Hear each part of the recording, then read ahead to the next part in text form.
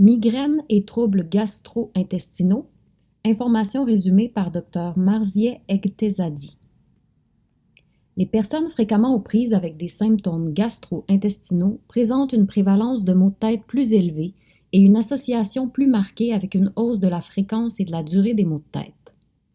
Des rapports récents démontrent une fréquence accrue des troubles gastro-intestinaux chez les patients migraineux en comparaison avec la population générale, avec une prévalence de troubles gastro-intestinaux presque 2 fois plus élevée chez les cas de migraine.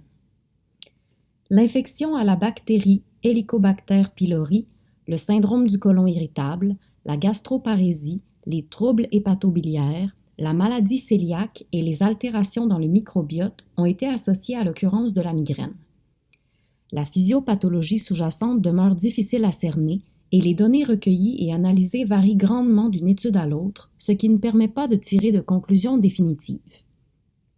Une dysfonction endothéliale au niveau cellulaire des vaisseaux sanguins a été proposée comme facteur pathogène possible des affections abdominales inflammatoires, la maladie de Crohn et la colite ulcéreuse.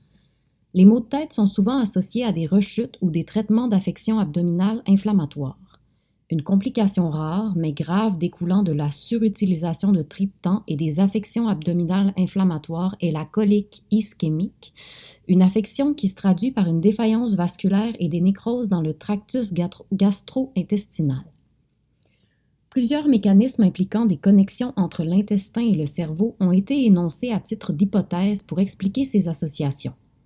Mentionnons entre autres la libération de médiateurs inflammatoires dans le système circulatoire, qui ont également un effet sur les vaisseaux sanguins, une activité anormale des bactéries de l'intestin, le microbiote, dans la régulation du milieu immunologique intestinal et une dysfonction générale du système nerveux autonome, y compris le système nerveux de l'intestin.